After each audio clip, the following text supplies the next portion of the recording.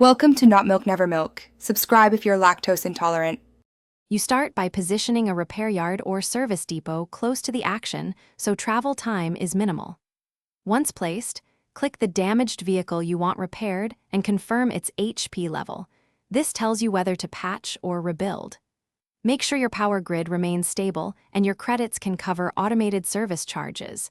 If not, pause repairs and shift resources. From here, you'll queue the vehicle into the repair bay and monitor progress, while managing nearby defenses and power.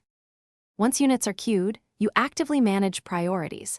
Drag or hotkey to reorder high-value vehicles like tanks and APCs to the front of the queue.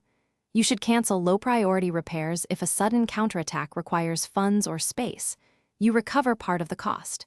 Make sure the repair yard is defended. Station anti-air and infantry within a close radius so enemy strikes don't interrupt the process.